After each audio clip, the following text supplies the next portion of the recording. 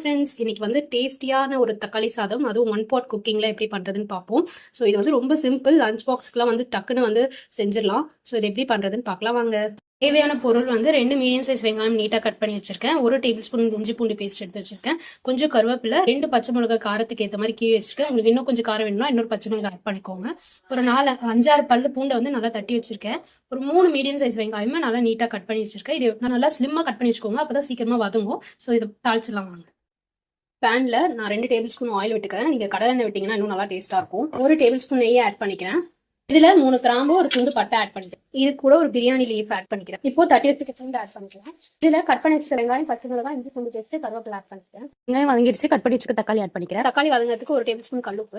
இந்த க்ளோஸ் பண்ணி வச்சு 5 மினிட்ஸ் ஸ்லோ ஃப்ளேமில் வச்சிங்கன்னா தக்காளி வெங்காயம்லாம் நல்லா வதங்கிடும். பண்ணி பார்த்துடலாம். தக்காளி வந்து ஓரளவுக்கு வதங்கிருச்சு. ஸோ இந்த ஸ்டேஜ்லேயே வந்து ஒரு 1/4 டேபிள் ஸ்பூன் மஞ்சத்தூள், 1 டேபிள் ஸ்பூன் கார மிளகாத்தூள். ஸோ இதுக்கப்புறம் நம்ம எந்த காரமும் ஆட் பண்ண போகிறது இல்லை. பச்சை மிளகாவும் இந்த சில்லி பவுடர் மட்டும் தான் அது காரம் தரப்போகுது. சீரகத்தூள் 1/4 டேபிள் ஸ்பூனு. பிரியாணி மசாலா வந்து கொஞ்சம் டேஸ்ட்டை என்ஹான்ஸ் பண்ணுறதுக்காக நான் ஒரு 1 டேபிள் ஸ்பூன் எடுத்துருக்கேன். இது ஆப்ஷனல் தான். உங்களுக்கு பிரியாணி சாப்பிட்ற ஃபீலில் வேணும்னா அந்த பிரியாணி மசாலா ஆட் பண்ணிக்கோங்க, அப்படி இல்லைனா இது எடுத்துக்கோங்க. கரம் மசாலா வந்து ஒரு 1/4 டேபிள் ஸ்பூன், ஒரு 3 பிஞ்சஸ் பெருங்காயத்தூள் எடுத்திருக்கேன். ஸோ இது இதில் ஆட் பண்ணிக்கலாம். இது நல்லா கலரி விட்டுட்டு இந்த மசாலாவோட பச்சை வாசனைலாம் போகிற வரைக்கும் க்ளோஸ் பண்ணி வச்சுக்கலாம். 5 மினிட்ஸ் லோ ஃப்ளேமில் வச்சு க்ளோஸ் பண்ணிக்கிறேன். மினிட்ஸ் ஆயிடுச்சு, ஓப்பன் பண்ணி பார்த்துலாம். இங்கே பாருங்க, நல்லா எண்ணெய் எல்லாம் திரிஞ்சு மசாலாலாம் நல்லா குக்காரி வந்துருச்சு. தக்காளி வெங்காயம் எல்லாமே நல்லா வதங்கிடுச்சு. ஸோ இந்த டொமேட்டோ ரைஸ்க்கு வந்து இந்த தக்காளி வெங்காயம்லாம் நல்லா வதங்கியிருந்தாலும் நல்லா டேஸ்ட்டு. ஸோ இப்போ வந்து நம்ம தண்ணியை ஆட் பண்ணிக்கலாம்.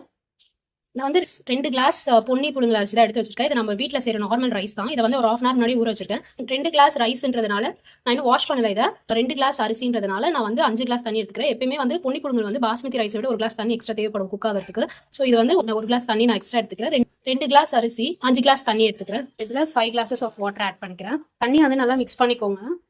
இந்த ஸ்டேஜில் 1 டேபிள் ஸ்பூன் கல்லுப்பு ஆட் பண்ணிக்கிறேன்.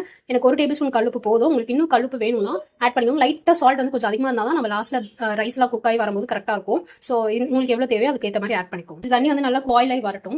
பொன்னி புழுங்கல் அரிசி நல்லா வாஷ் பண்ணி வச்சுருக்கேன். தண்ணி நல்லா பாயில் ஆகிடுச்சு. அரிசியை வந்து இதில் ஆட் பண்ணிக்கலாம்.